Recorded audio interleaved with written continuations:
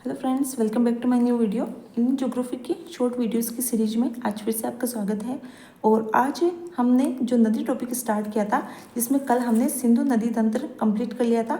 हिमालय के इस नदी तंत्र के अंदर सिंधु नदी के बाद आज जो दूसरा टॉपिक हमारा रहने वाला है वो है गंगा नदी तंत्र, यानी कि गंगा नदी और उसकी जितनी भी सहायक नदियाँ हैं उनसे संबंधित जितने भी इंपॉर्टेंट फैक्ट है, कौन कौन सी परियोजनाएं इन पर संचालित है, कौन कौन से राष्ट्रीय पार्क या कौन कौन से प्रमुख स्थल इनके किनारे पर स्थित है, ये सारी चीज़ें जो है हम आज के इस वीडियो में देखने वाले हैं। जितने भी इंपॉर्टेंट फैक्ट है जो गंगा नदी तंत्र से पूछे जाते हैं वो सारे जो फैक्ट है वो आज इसी वीडियो में हम कवर करने वाले हैं। ठीक है, वीडियो शॉर्ट हो सकती है लेकिन जो जानकारी है वो आज की वीडियो में विस्तृत रहने वाली है। ठीक है, तो चलिए बिना देर के स्टार्ट करते हैं। और ये जो सारी नदियाँ टॉपिक हमारी समाप्त हो जाएगी, उसके बाद इन सबका एक ही पीडीएफ बनाकर मैं टेलीग्राम चैनल पर उपलब्ध करवा दूंगी। तो जिसने टेलीग्राम चैनल ज्वाइन नहीं किया है वो जाके ज्वाइन कर लेना। ठीक है, चलिए स्टार्ट करते हैं गंगा नदी तंत्र। ठीक है, गंगा नदी इसकी जो उद्गम है वो यहाँ से गंगोत्री से इसका उद्गम माना जाता है। गंगोत्री से एक नदी का उद्गम माना जाता है जिसे कहते हैं भागीरथी नदी। ठीक है, तो भागीरथी नदी जो है इसका उद्गम होता है गंगोत्री से।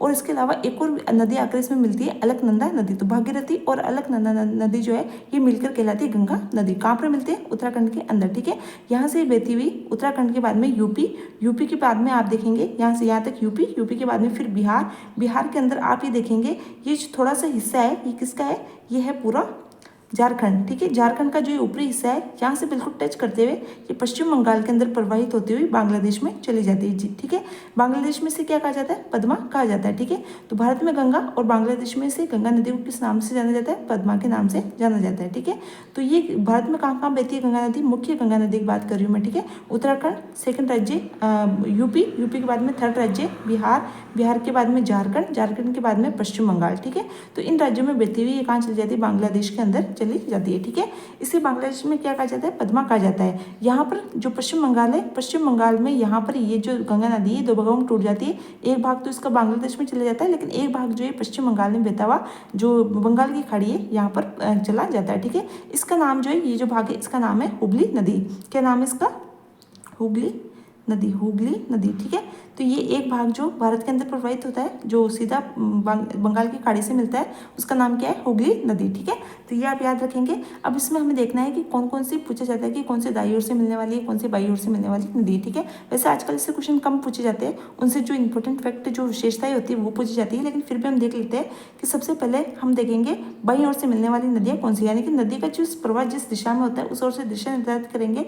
तो ये बाई ओर हो जाएगा, ये दाई ओर हो जाएगा। ठीक है, बाई ओर से मिलने वाली नदियाँ ज़्यादा है, दाई ओर से मिलने वाली नदियाँ कम है, लेकिन विशेषता दाई ओर से मिलने वाली नदियों की ज़्यादा है। ठीक है, तो हम देख लेते हैं बाई ओर से मिलने वाली प्रथम नदी देखेंगे रामगंगा नदी। इसकी एक ही विशेषता, वैसे तो बहुत सारी विशेषता देख सकते हैं कि कौन कौन सी स्थल है, लेकिन हमें एक जो प्रमुख विशेषता याद रखनी है जो करंट से आप लिंक करके देखेंगे कि यहाँ पर एक उत्तराखंड के अंदर इसके ऊपर एक नेशनल पार्क है जिसका नाम है जिम कार्बेट, ये जिसे हम हेली नेशनल पार्क भी कह सकते हैं। सबसे पहले इसका जो स्थापना हुई थी तब इसका नाम था हेली नेशनल पार्क, उसके बाद में जिम कार्बेट इसका नाम कर दिया गया।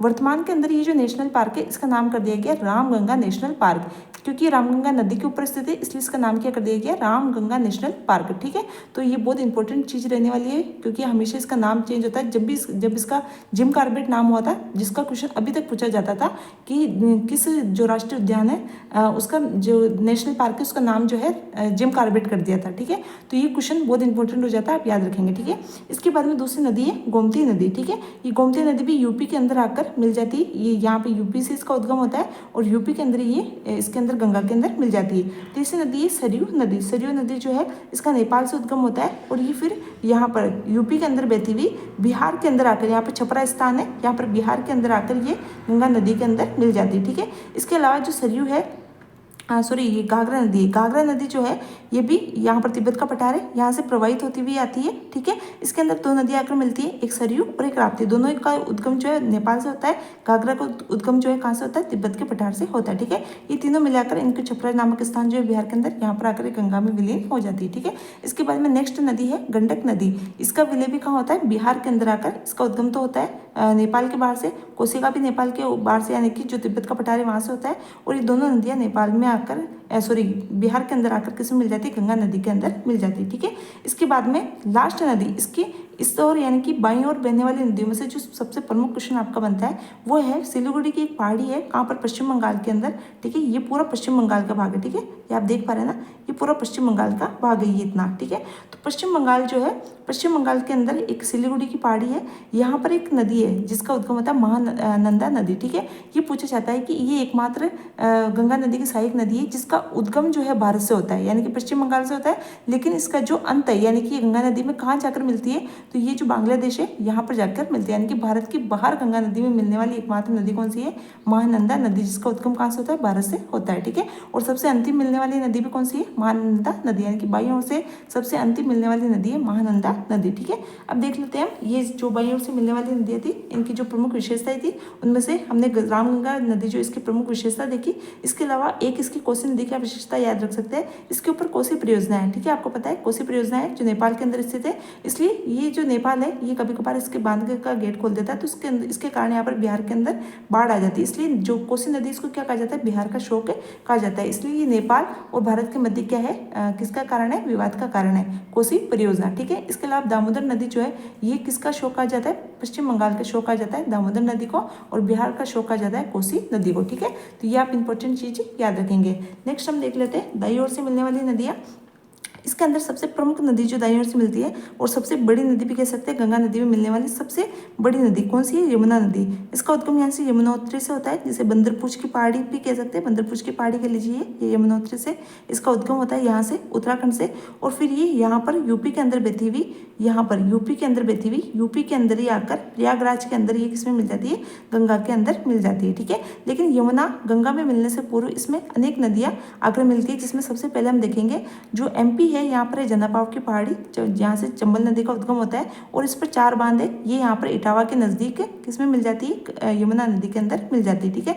4 बांध कौन कौन से है, इनका ये क्रम भी यही रहने वाला है, दक्षिण से उत्तर की ओर, उत्तर से दक्षिण की ओर। गांधीनगर आता है सबसे पहले जो एमपी के अंदर है, बाकी तीनों बांध जो है राणा प्रताप, जवाहर सागर और कोटा बरियाज, ये तीनों बांध जो है ये कहाँ पर है, चंबल नदी के ऊपर, ये चारों बांध चंबल नदी पर है, ये 3 बांध राजस्थान में और एक ये एमपी के अंदर स्थित है, ठीक है। ये प्रमुख इसके प्रमुख बांध है, इनकी जो विस्तृत जानकारी है मैंने ऑलरेडी जो राजस्थान का ज्योग्राफी पढ़ाई थी उसके अंदर मैंने बहुउद्देशीय परियोजनाओं के अंदर ये सारी परियोजनाएं पढ़ा दी है, ठीक है, राजस्थान की, तो आप वहाँ जाकर जरूर देखना है, विस्तृत रूप से पढ़ाई हुई है, ठीक है। नेक्स्ट है सिंध नदी, ये सिंधु नहीं है, ठीक है, सिंध नदी है जो मालवा का पठार है एमपी के अंदर, इसके ऊपर ये यहाँ से सिंध नदी का उद्गम होता है, और ये यहाँ से एमपी में बहती हुई यूपी के अंदर ये जो इटावा है ना, ठीक है, यहाँ तक इटावा बड़ा शहर है, तो ये यहाँ पर जगह नहीं थी इसलिए मैंने यहाँ पर कर दिया, इटावा के अंदर ही जाकर ये सिंध नदी किसमें मिल जाती है, यमुना के अंदर। तो इटावा के पास में मिलने वाली 2 नदी, एक तो चंबल और एक सिंध नदी, ये दोनों इटावा के अंदर यमुना के अंदर मिल जाती है, ठीक है। ये जो सिंध नदी है इसके ऊपर मनेखेड़ा बांध है, ठीक है, कौन सा बांध है, मनेखेड़ा बांध, ठीक है। इसके अलावा विंध्य और कैमूर, ये 2 पहाड़ियाँ मैंने आपको विंध्याचल पर्वत पढ़ाया था, तब मैंने दोनों पहाड़ियाँ बताई थी, 4 पहाड़ियाँ थी जिसमें से 2 पहाड़ियाँ है विंध्य और कैमूर। विंध्य पे जो पहाड़ी है इसके ऊपर से एक नदी का उद्गम होता है जिसका नाम है बेतवा नदी, और कैमूर से के नदी, ये दोनों कहाँ पर एमपी में बहती हुई यूपी के अंदर जाकर मिल जाती है, यमुना नदी के अंदर। तो 4 नदियाँ कौन कौन सी, चंबल, सिंध, बेतवा और केन, ये चारों जो नदियाँ हैं यमुना में बहती है, और इसके बाद में यमुना किसमें मिल जाती है, गंगा नदी के अंदर मिल जाती है, ठीक है। इनकी 2 विशेषता है, ये जो बेतवा नदी है इसके ऊपर यूपी के अंदर 2 बांध बने हुए, एक तो माता टीला और एक रानी लक्ष्मीबाई बांध, ठीक है, जो ये प्रमुख परियोजनाएं हैं कहाँ पर, यूपी के अंदर इस बेतवा नदी के ऊपर, ठीक है। और ये जो केन नदी है इसके अंदर एमपी के अंदर एक प्रमुख नेशनल पार्क है, आपको पता है पन्ना नेशनल पार्क, ठीक है, तो ये कहाँ पर है, इसी केन नदी के ऊपर एमपी के अंदर स्थित है, ठीक है। इसके बाद में नेक्स्ट हम देखेंगे यमुना नदी होगी सबसे प्रमुख नदी, इसमें 4 प्रमुख नदियाँ होगी। इसके बाद में आप यहाँ पर देखेंगे जो एक प्रमुख नदी है सोन नदी, मैंने जब आपको पहाड़ जो पठार है वो पढ़ाए थे, तब मैंने आपको यहाँ पर एक अमरकंटक पढ़ाया था, जो सतपुड़ा की पहाड़ियाँ पढ़ाई थी उसमें एक कौन सी मेकाल की पहाड़ी पढ़ाई थी जिसके ऊपर एक चोटी थी, सबसे ऊंची चोटी अमरकंटक, वहाँ से मैंने 2 नदियों को उद्गम बताया था, एक नर्मदा और एक सोन, ठीक है, मैंने बताया दोनों अपोजिट साइड में बहती है, नर्मदा इस तरफ बहती है और सोन इस तरफ बहती है, ठीक है। तो सोन नदी का उद्गम होता है जो एमपी और छत्तीसगढ़ की सीमा पर स्थित है, अमरकंटक जो किसमें आती है, मेकाल की पहाड़ी पर स्थित है, यहाँ से इसका उद्गम होता है, एमपी में बहती हुई ये कहाँ पर जाके मिल जाती है, ये यहाँ पर यूपी के अंदर, यूपी में बहती हुई एमपी, फिर यहाँ पर ये छोटा सा दिख रहा है ना, ये यूपी का हिस्सा है, ठीक है, ये एक यूपी का हिस्सा है, इसके अंदर बहती हुई फिर यहाँ पर बिहार के अंदर जाकर सोनपुर नामक स्थान पर बिहार के अंदर गंगा के अंदर मिल जाती है, ठीक है, ये गंगा में मिलने वाली डायरेक्ट नदी है, ठीक है।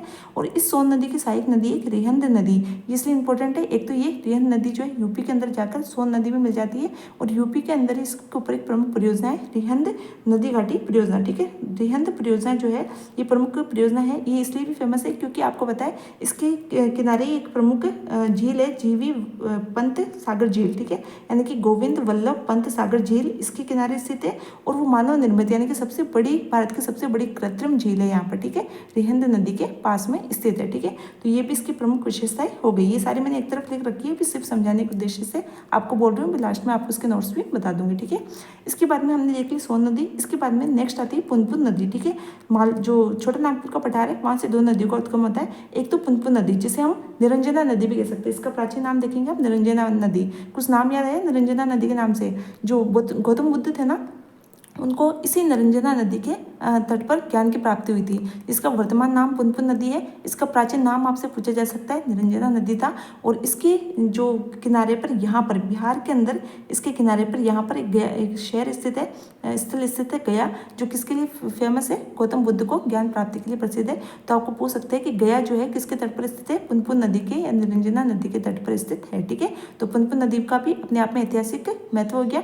इसके बाद में दामोदर नदी है, ये भी इसी छोटा नागपुर के पठार से निकलती है और पश्चिम बंगाल के अंदर जाकर किसके अंदर मिलती है, गंगा में नहीं बल्कि इसकी जो शाखा है ना हुगली, इसके अंदर जाकर मिल जाती है, ठीक है।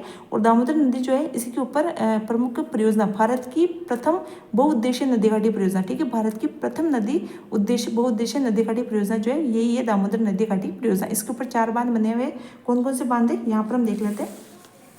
इसके ऊपर 4 बांध है, मिथेन, पंचेत, तिलैया और कोनार, ये 4 बांध है। ये भारत की प्रथम बहुउद्देशीय नदी घाटी परियोजना है। किस किस की सम्मिलित रूप से है, तो झारखंड से तो इसका प्रभाव होता है, इससे झारखंड और कहाँ जाकर मिलती है, वेस्ट बंगाल, यानी कि दोनों की संयुक्त परियोजना है। कब स्टार्ट हुआ था, जुलाई 1948 में नेहरू ने इसका उद्घाटन किया था, ठीक है। तो ये प्रमुख है, जब हम अलग से परियोजनाएं पढ़ेंगे तब इसकी विस्तृत जानकारी भी देखेंगे, ठीक है। तो ये इसकी प्रमुख चीज़ें थी और कुछ इंपॉर्टेंट फैक्टर वो भी देख लेते हैं। ये जो गंगा नदी है ना, इसी के अंदर एक गंगे डॉल्फिन पाई जाती है, आपको पता है, जिसको भी राष्ट्रीय जलीय जीव जो है इसका दर्जा दिया गया था। कब, 5 अक्टूबर 2009 को इसे राष्ट्रीय जलीय जीव का दर्जा दिया गया। और ये जो गंगे डॉल्फिन है ये जो है गंगा नदी की शुद्धता का प्रतीक है, यानी कि जब तक गंगा नदी शुद्ध रहेगी ना तब तक ये गंगे डॉल्फिन पाई जाएगी, इसलिए इसकी शुद्धता का प्रतीक मानी जाती है गंगे डॉल्फिन, ठीक है। इसका स्थानीय नाम सोंस है, ये सोंस खाने वाला नहीं है, ठीक है, इसका स्थानीय नाम क्या है, सोंस। और ये इसके संरक्षण के लिए यहाँ पर बिहार जो है यहाँ पर भागलपुर के अंदर एक अभ्यारण्य स्थित है जिसे कहते हैं विक्रमशिला गोंगे डॉल्फिन अभ्यारण्य। तो आपसे पूछा जा सकता है जो गोंगे डॉल्फिन है इसके संरक्षण के लिए कौन सा अभ्यारण्य है, तो विक्रमशिला अभ्यारण्य स्थित है। कहाँ पर, ये नेशनल पार्क भी कह लीजिए, अभ्यारण्य कह लीजिए, कहाँ पर है, भागलपुर बिहार के अंदर स्थित है, ठीक है। अपन गंगा के नाम से एक ऑपरेशन भी चला था, भी ऑपरेशन गंगा, जो रूस यूक्रेन का वार हुआ था ना उसमें ऑपरेशन गंगा वार चला था, जिसमें यूक्रेन में जो फंसे हुए भारतीय थे उनको लाने के लिए चलाया गया था। इसलिए मैंने इसको करंट की दृष्टि से साथ के साथ इसको इसमें इंक्लूड कर लिया, ठीक है। हेली जो नेशनल पार्क इसका नाम बता दिया मैंने आपको, नया नाम रखा गया है रामगंगा नेशनल पार्क, क्योंकि ये रामगंगा नदी पर स्थित है, ठीक है। इसमें मैंने बताया कि बाईं ओर से मिलने वाली जो अंतिम नदी है महानंदा नदी, ये एकमात्र नदी है जो भारत में से इसका प्रभाव होता है, लेकिन लास्ट में दूसरे देश के अंदर जाकर गंगा में मिलती है, यानी कि बांग्लादेश के अंदर जाकर गंगा में मिलती है। बेतवा नदी पर मैंने आपको 2 परियोजनाएं बताई, माता टीला और रानी लक्ष्मीबाई परियोजना, दोनों कहाँ पर, यूपी के अंदर स्थित है, ठीक है। इसके अलावा केन नदी जो है इस पर पन्ना नेशनल पार्क स्थित है। इसको आप ऐसे याद रख सकते हैं, माता का नाम क्या है, लक्ष्मीबाई, कि माता लक्ष्मी के बेटा, माता लक्ष्मी का बेटा, ठीक है। आपको पता है माता लक्ष्मीबाई अपने बेटे को बांध के लड़ी थी जब 1857 की क्रांति हुई थी। तो आप इसको ऐसे भी याद रख सकते हैं कि माता लक्ष्मी का बेटा, उसके लिए इंपॉर्टेंट था इसलिए वो उसको बांध के लड़ी थी। तो ठीक है, आप याद रखिएगा, झांसी है यूपी के अंदर, तो इसके वैसे भी याद रह जाएगा रानी लक्ष्मीबाई से कि कहाँ पर ये परियोजना यूपी के अंदर है। बेतवा से बेतवा नदी हो जाएगी, माता से माता टीला और लक्ष्मीबाई से लक्ष्मीबाई परियोजना, ठीक है। ऐसे इसको याद रख सकते हैं। के नदी पर पन्ना नेशनल पार्क हो जाएगा, रिहंद नदी पर रिहंद परियोजना हो जाएगी। और भारत की सबसे बड़ी कृत्रिम झील जो जीवी गोविंद वल्लभ पंत सागर झील है, ठीक है। ये झीलों के अंदर भी हम इसकी विस्तृत जानकारी देखेंगे, यहाँ पर मैंने शॉर्ट में लिख दिया है। ये जो रिहंद परियोजना है ना, ये यहाँ पर एक छोटा सा जिला है, ये देखिए यहाँ पर यूपी, ये देखिए यहाँ पर ये यूपी का थोड़ा सा हिस्सा वहाँ निकला हुआ है ना। तो देखिए ये जो रिहंद परियोजना है ये यहाँ पर स्थित है, ये जो इधर नीचे छत्तीसगढ़ आ गया, ऊपर यूपी आ गया, तो यूपी और छत्तीसगढ़ की सीमा पर स्थित है ये रिहंद परियोजना, ठीक है। और ये जो है ये रिहंद जिला ऐसा है जो कितने राज्यों से सीमा बनाता है, इधर देखिए आप यूपी से, इधर देखिए एमपी से, छत्तीसगढ़ से और इधर बिहार से। तो 4 जिलों से सीमा बनाने वाला भी, या सर्वाधिक जिलों से राज्यों से सीमा बनाने वाला जिला भी यही है, ठीक है।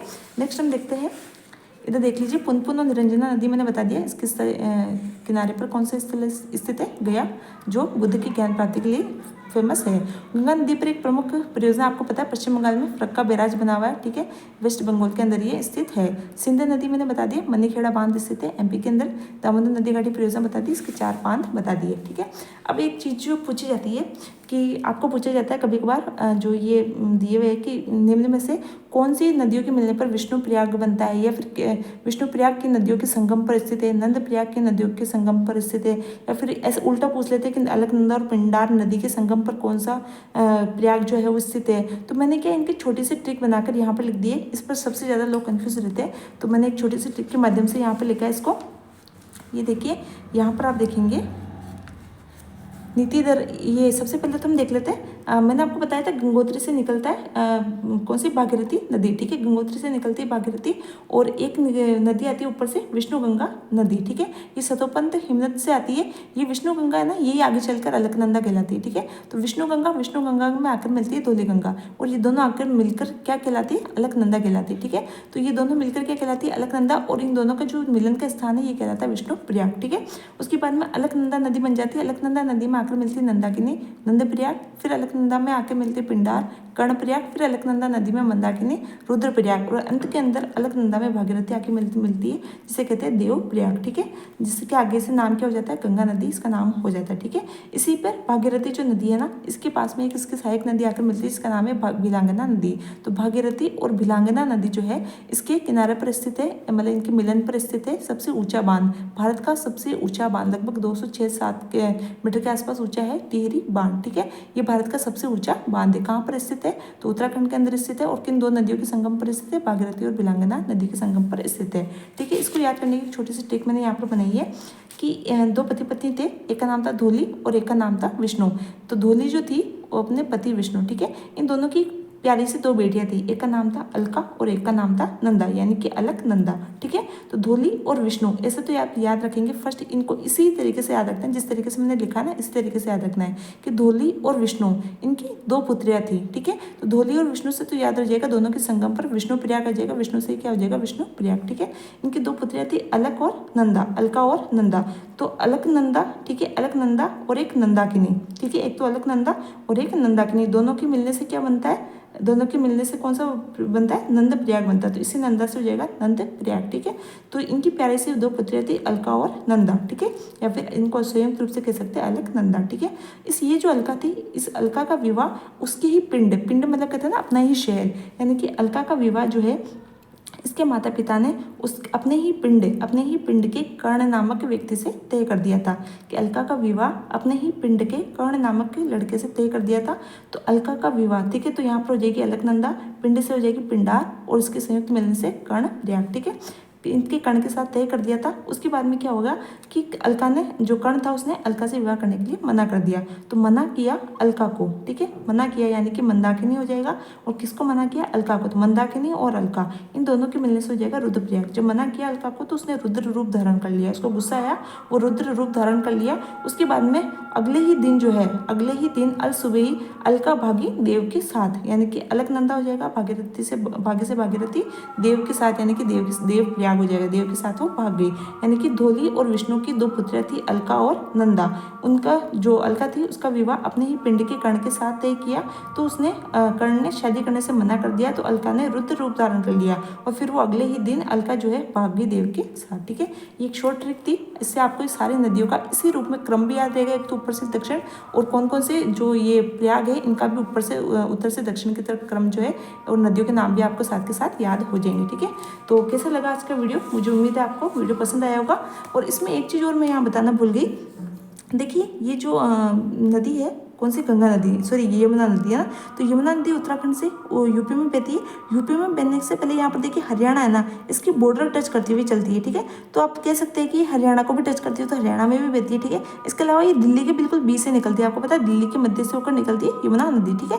तो यहाँ पर दिल्ली और हरियाणा, यानी दिल्ली से पहले यहाँ पर हरियाणा के ऊपर इसके ऊपर एक बांध बना हुआ है, हथिनी कुंड बांध। अभी दिल्ली के अंदर बाढ़ आई थी तो उसका कारण यही बांध था, ठीक है। तो पूछ सकते हैं आपको कि हथिनी कुंड बांध जो है ये कहाँ पर स्थित है, हरियाणा के अंदर स्थित है। तो यहाँ पर क्या एकदम से पानी का प्रभाव बहुत ज़्यादा हो गया था, तो इस बांध के गेट अचानक से खोल दिए थे, जिसके कारण दिल्ली के अंदर क्या आ गई थी, बाढ़ आ गई थी इसी यमुना नदी के ऊपर। तो ठीक है, हथिनीकुंड बांध याद रखेंगे आप, कहाँ पर है, हरियाणा के अंदर है, और दिल्ली जो है इसके मध्य से होकर ये यमुना नदी गुजरती है। ठीक है, तो जितनी भी इंपॉर्टेंट चीज़ें थी सारी मैंने आपको बता दी। मुझे उम्मीद है आपको वीडियो पसंद आया होगा। फिर मिलते हैं नेक्स्ट नदी तंत्र के साथ नेक्स्ट वीडियो के अंदर। तब तक के लिए थैंक यू, और टेलीग्राम चैनल जरूर ज्वाइन कर लेना ताकि आपको इसका जो PDF है वो उपलब्ध हो सके। ठीक है।